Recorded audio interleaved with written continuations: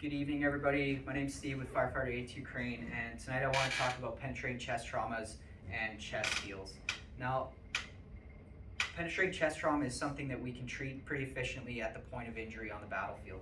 Now, I'm sure just like your hemostatic agents and your trauma dressings, you're getting tons of different products for your chest seals. Right here we have a Fox chest seal. Here we have a Fast thoracic seal.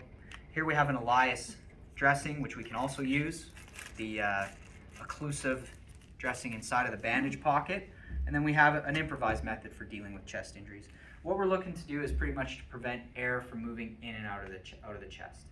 Ideally, we want to have a vent, which does allow for some air to escape on exhalation. But the best chest seal is the chest seal you have. You'll also notice with a product like the Fox, you have two, and that's usually because I guess the idea is that if you have an entry, you have an exit. So it's nice to have a set there. When we're assessing for penetrating chest trauma, we want to do a couple of things.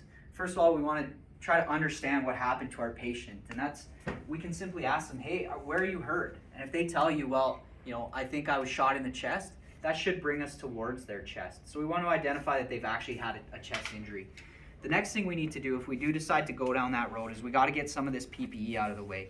Now, when you're going at your plate carriers or your rigs, there's usually clips under the arms and over the shoulders. If there isn't, this is where you can cut to expose the patient's chest. The thing though is we don't want to start hacking away with our scissors because we may want to put this PPE back over our patient when we're ready to transport. So we've exposed the chest. We might even take this one right over the top. It's okay, we're gonna just go right here. Go right over the top. Perfect, so now we can see the chest. We can see right here we got a small indicator of blood. So what we'll want to do next is expose the chest. Now, we can simply just pull the patient's shirt up and have a look. But if we do decide to cut close, it's going to be a lot like we talked about with the tourniquet. Just follow seams so that we don't have a giant mess. So we can come right along this side of the patient, up the seam of the shirt,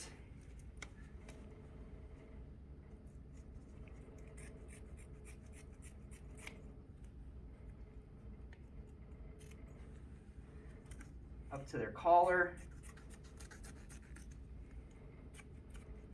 And now when it's time to move this guy, we can just drape that clothing back over top and provide some insulation. Okay, so we see an injury. First thing we're going to do is put a gloved hand over top of it.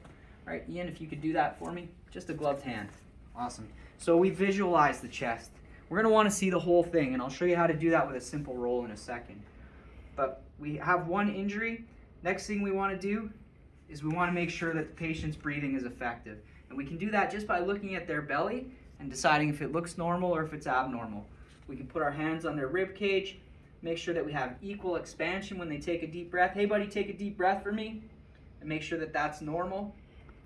We want to check the chest wall stability, so we can just palpate or touch the patient's sternum, check their collarbones, and then the bony structures of the ribs.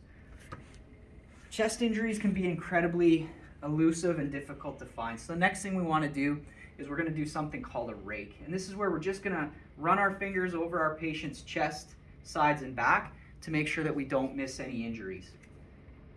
We can choose to treat this right now before we continue our assessment, or we can give it a second. I think it'll be best for me and Ian to treat this. So we're going to just grab our Fox chest seal. And these are made out of something called hydrogel, which means they're incredibly sticky. So we have to kind of set ourselves up with this. And I find that the best way to do it is to just start removing the bandage from the backing. We don't want to get it stuck on itself or on our gloves. Now I can just ask Ian to remove his hand, and we'll just simply place the seal over top of it. Okay, if we run into a situation where that chest seal gets really stuck to our gloves or stuck to itself, ditch it, grab another one. Okay, so now we want to make sure that we rake our patient's chest, which will allow us to see everything. So I'm actually just going to run my fingers from the collarbone to the belly button, pulling gentle traction on the skin,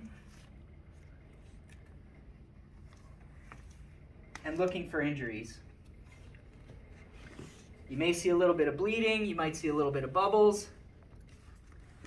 We want to make sure we get into the armpits.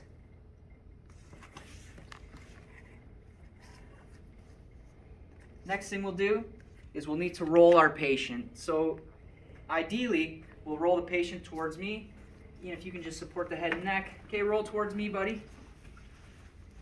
May have to pull their shirt up, and we're going to do the same thing.